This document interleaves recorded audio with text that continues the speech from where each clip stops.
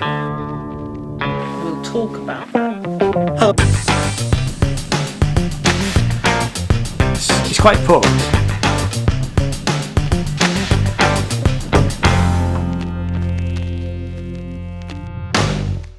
Hello and welcome, my name is Ian and this channel is all about music and art, and in this series of videos we've been looking at what is happening regarding the music streaming in the UK. The UK Government's Digital Culture, Media and Sports Committee have been looking into the ways that streaming platforms and large record companies manage payments to songwriters, musicians and performers. And on the 15th of October 2020, Parliament published a news article stating that the Digital Culture, Media and Sports Committee were going to inquire into the impact of the streaming on the future of the music industry. This article stated that the inquiry would consider whether the government should take action to protect the industry from piracy in the wake of steps taken by the EU on copyright and intellectual property rights. Now, I knew that some high-profile musicians and music industry types were going to be giving evidence to the committee. And the first of these meetings was on the 24th of November 2020. And it continued through December into January and February of this year, 2021. Now, these were long meetings lasting over 3 hours. So what I've done is I've edited them all down into shorter videos, and you can find a link to all the previous meeting videos in the description down below. I've also created an introduction for each section, and if you want to, you can skip straight past those bits to the questions by clicking on the timestamps. Again, all of this stuff is in the description. So in this video we'll look at the session from the 23rd of February 2021, and I thought it would be worth providing a short background to the witnesses giving evidence. So in this evidence session we have Paul Firth from Amazon, Horatio Guterres from Spotify and Elena Siegel from Apple Inc. Paul Firth took on the role of Director of Amazon Music International, responsible for non-US territories, in 2017. His previous position was as Director of Amazon Music Europe. London-based, Firth has worked at Amazon for nearly 10 years, starting off as Head of Buying for Music and MP3s at Amazon Music in 2011. Next we have Horatio Guterres, who is Spotify's General Counsel and Vice President of Business and Legal Affairs.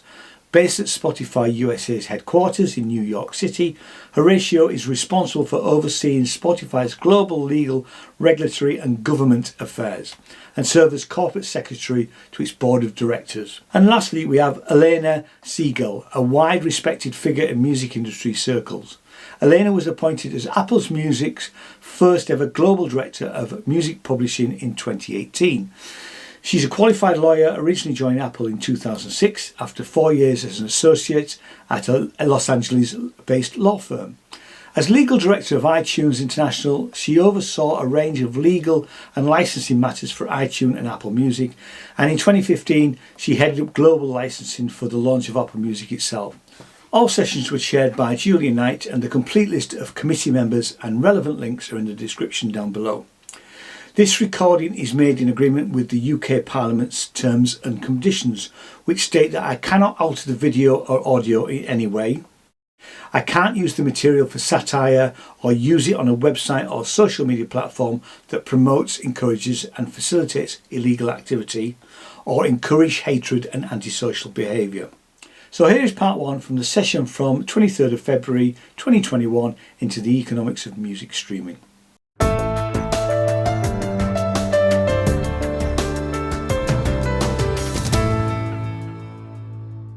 Order, the Digital Culture, Media and Sports Select Committee, and this is our latest hearing into the economics of music streaming.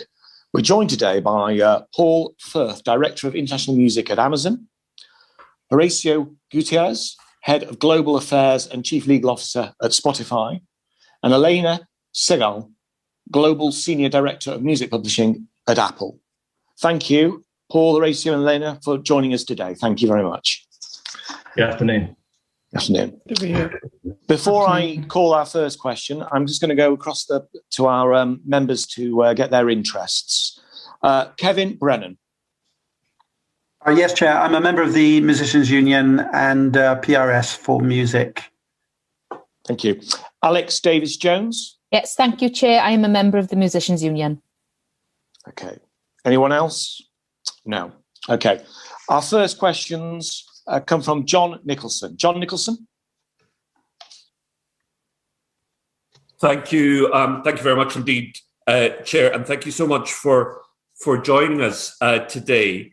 Horacio, may I start with you, please, because you obviously come from Spotify, and we've been hearing a lot about Spotify in the course of this hearing. And what we hear consistently from musicians is that they feel they're exploited and underpaid and earning far too little for the amount of work that they put in. That's a consistent theme. So can I ask, when users download music via your streaming service for offline payback, do you still make payments per listen to the musicians concerned? There's a part of the question I didn't understand. When you say when the music is downloaded? Yeah, when it's downloaded for offline playback. In other words, for people who are watching this who don't follow this closely, when there's no internet connection required, what are the financial arrangements for paying the musicians under those circumstances?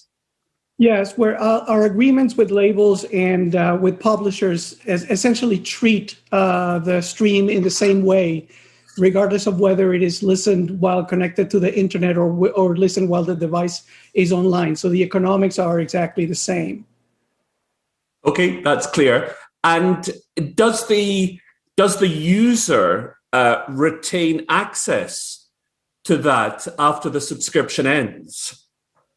No, they wouldn't have access to it. They would have to be authenticated into the application to be able to access the music to it. As you know, our model is not a download model. Our model is an access model. The music streaming subscription indeed requires the subscription to be active in order for the content to be accessed. Right. So in other words, as a user, I'm renting the music. I'm not getting permanent access to it in the way that I would, for example, if I bought a record or a CD.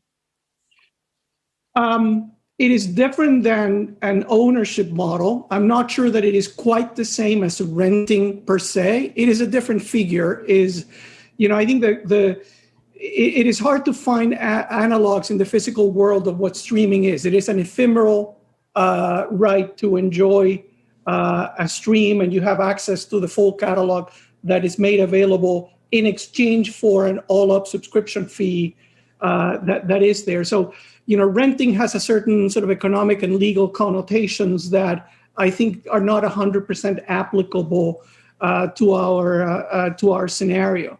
I don't see why you use the word ephemeral, and that's exactly right. It is passing through. The music is passing through my house without me being able to continue to enjoy it after I stop handing you money on a monthly basis. A bit like renting a house itself. In fact, I'm allowed to enjoy the house on a temporary, ephemeral basis as long as I'm paying my landlord. But as soon as I stop paying my landlord, I've got no more access to the house. So it is ephemeral, and it is renting. I don't see how it can.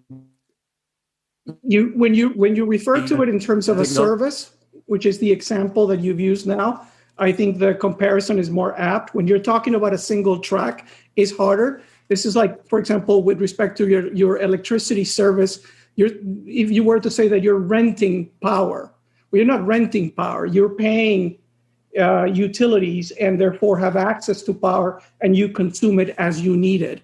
But in the context that you're referring to, which is access to the service as a whole, I believe it is more apt. That it may be a technicality, whether it's a purchase or a rental or some other kind of agreement. I'm not sure power is a very good comparison, because if I'm cooking on a gas cooker and I'm using the gas, after I use the gas is no more. The gas is finished. It is out of existence. Whereas the music continues. I don't have access to it. But if you'd sold me an MP3 file, I'd be able to play it back as often as I wanted, wouldn't I? Even after I'd stopped giving you money. in that case is a model in which you essentially purchase a right to perpetually listen to that one track. Okay. Right.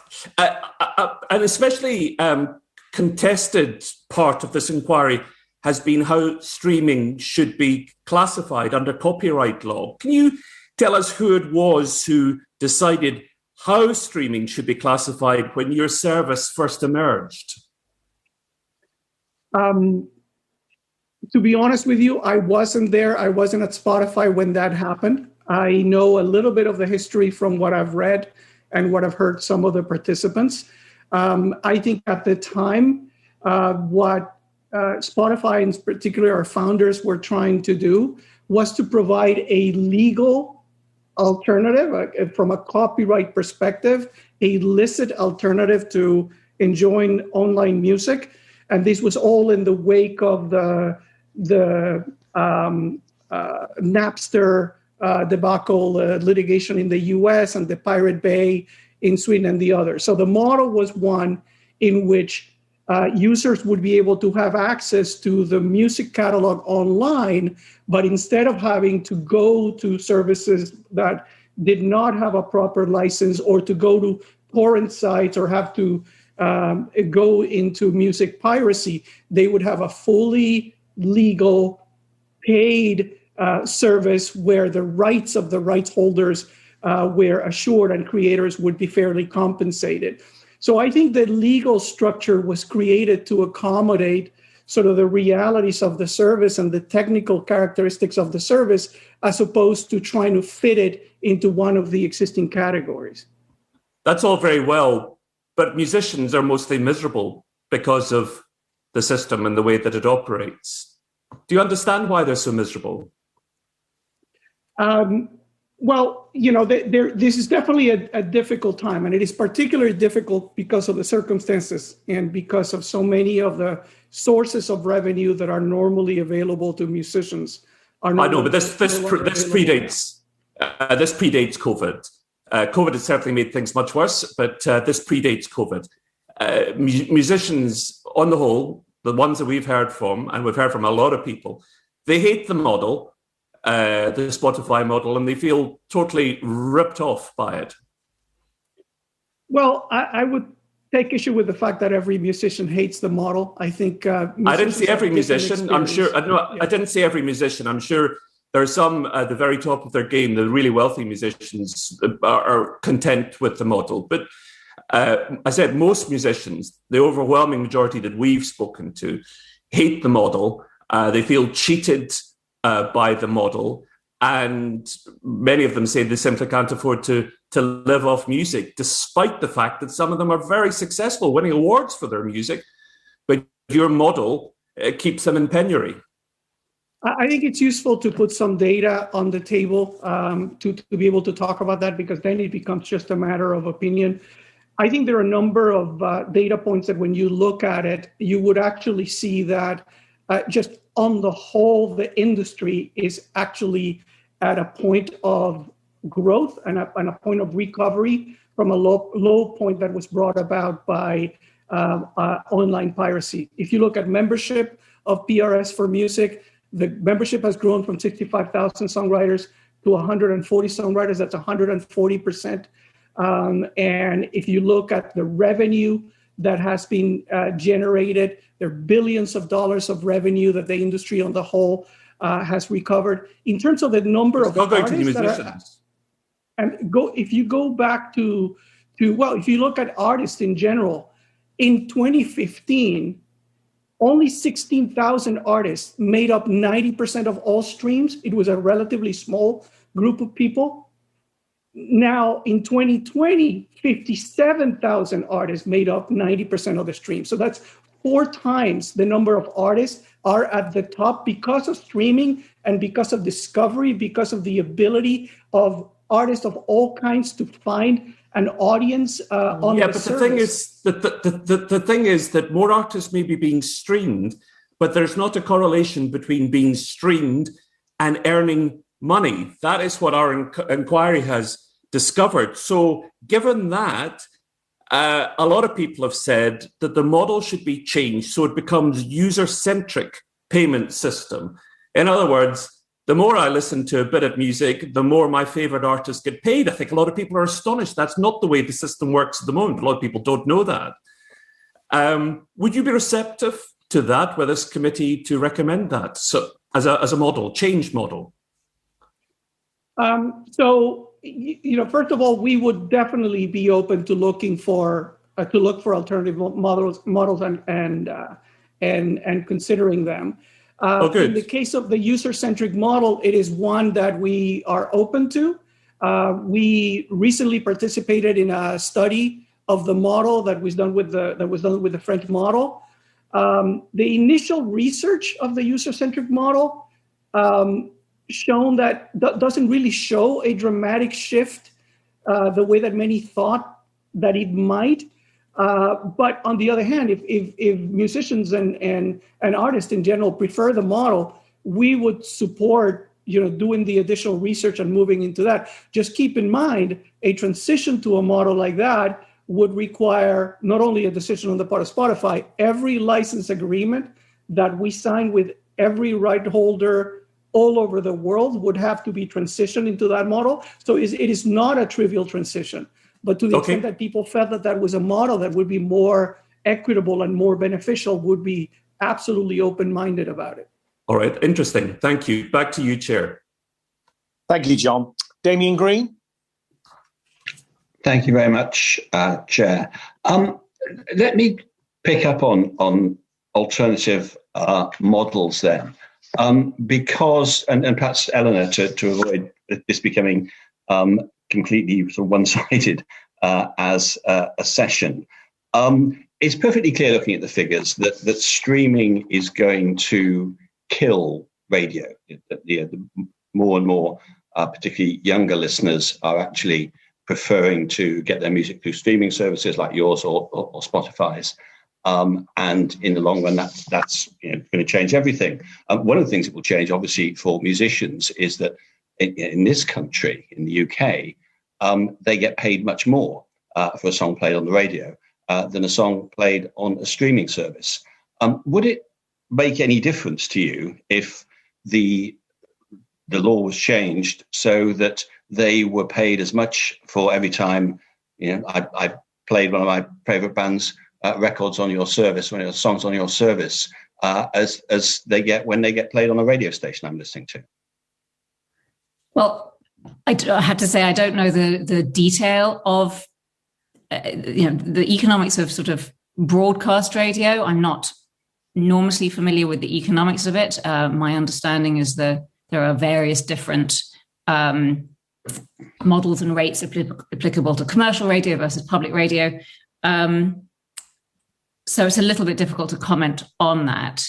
I think if you are telling me it's a much larger number, then yes, that would dramatically affect the economics of our service. And from our standpoint, the most important thing is to have a healthy overall creative ecosystem that's sustainable into the long term.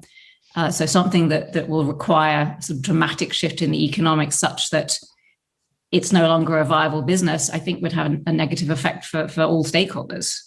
And I'm not sure that that's really what anyone should be aiming for. But do you? Is it that delicate?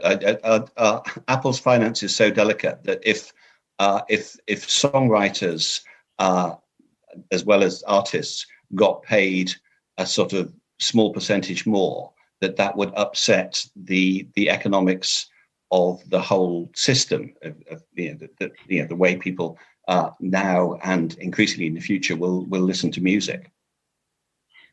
Well, in Apple Music, we already pay more than other services. I think that's been fairly well discussed in the past, and it is a narrow margin business. And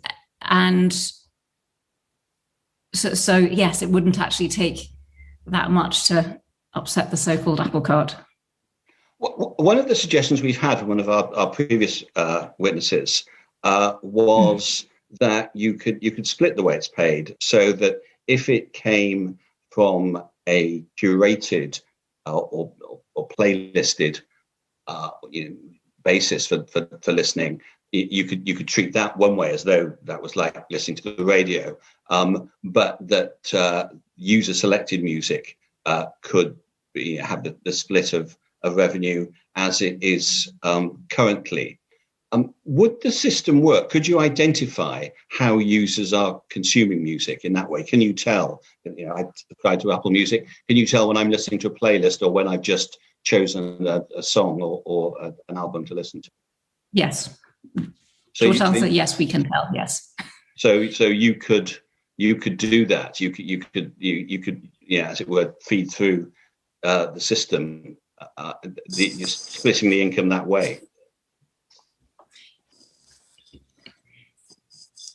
Theoretically, yes. Obviously, it's not something that we've examined in detail, and I would imagine there'd be operational complexities, but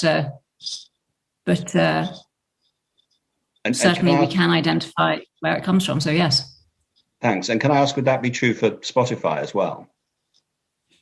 So what's happening with playlisting?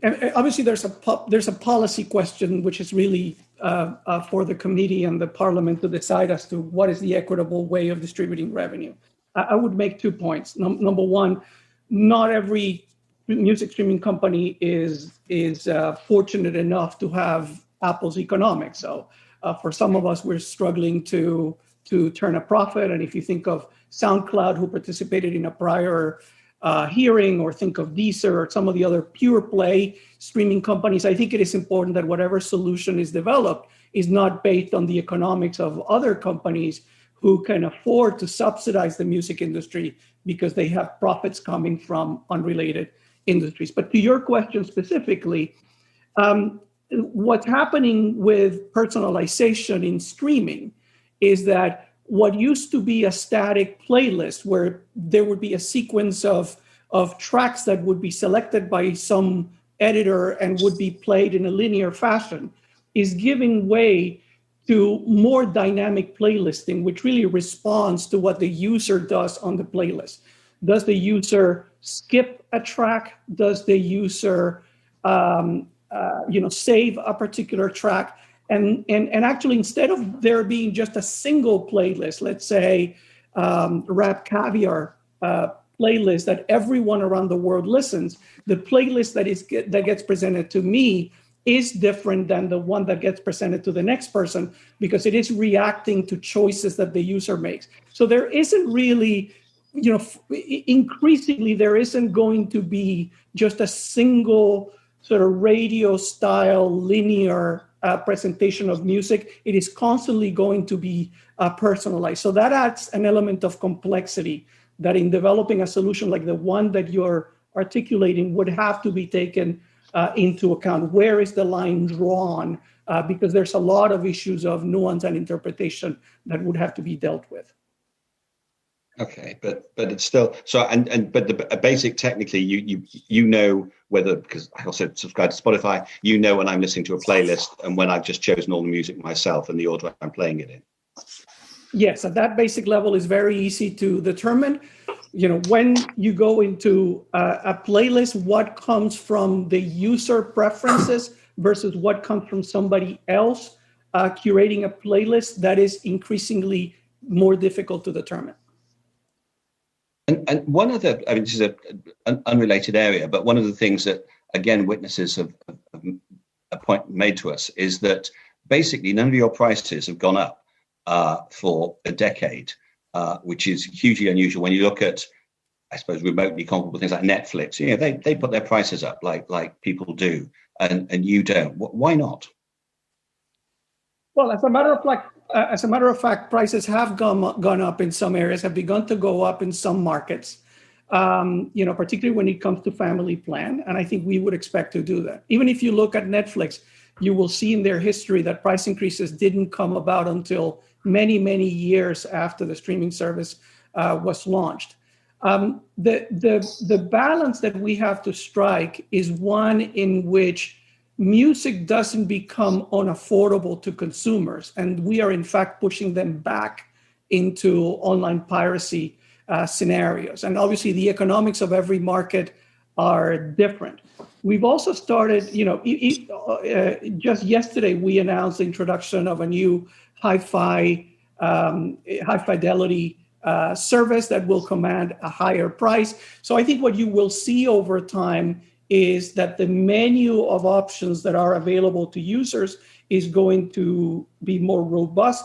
There will be higher price, what we call SKUs or offerings for users, and on the whole, prices will rise. But we have to do that also being sensitive for the perspective of users, because at the end of the day, the role that we play is to be the bridge between artists and users, and we have to be able to find demand, people willing to pay for the music, for everyone in the system to benefit, for the whole pie to continue to grow.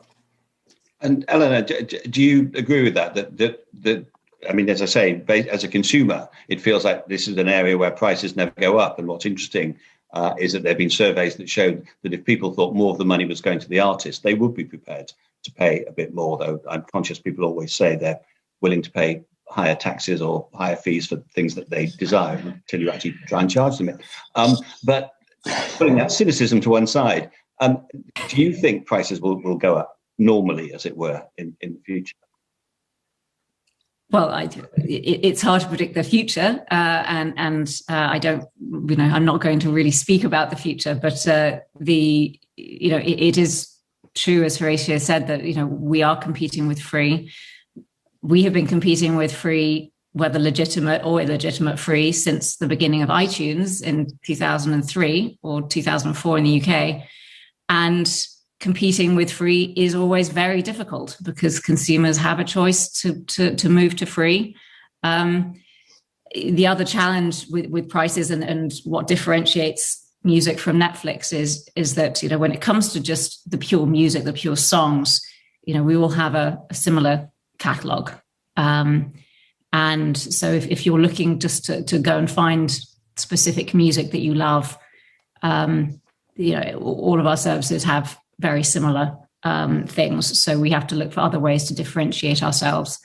In our case, that's to do with human curation, and ours is a service sort of made by humans for humans, and having tastemakers that can really put music that we believe people will love in front of them. But those things do make it challenging to just put prices up sort of in a vacuum, just by yourself, because people can just opt to go to free or to another service that will have the same music. Okay, one last question, I'd probably Horatio. We've had one of our witnesses with a Spanish collecting society, and in Spain, equitable remuneration is paid out by the streaming services rather than the record companies. How does that model influence how you operate in Spain, and what are the economic consequences of it? Well, it's basically created an incremental cost. We already, as a general matter, pay, as you know, 70% of all of our revenue to rights holders. And the way that they chose to do it in Spain, they created this additional right on top of it. And, labels have just been reluctant to, make us whole for that price, which means we have had to carry the burden of that, which has further increased our losses for our service in Spain. We really haven't degraded the service in any way. We continue to offer the same way. We look for other ways of trying to make up the margin that we lost in that, as well as the margin that the margin pressures that we're normally subject to, just given the general cost structure of music streaming. So it hasn't really affected the way that we operate in Spain, but it has made it harder for us to really have a path to profitability and a path to margin expansion, which is the challenge that those of us that really have to live off of the music and the audio business specifically and don't have other businesses have to contend with. Okay, thank you. Back to you, Chair. Thank you, Damien. So thanks for watching. The next video will be a continuation of this session. Thanks very much. Bye bye.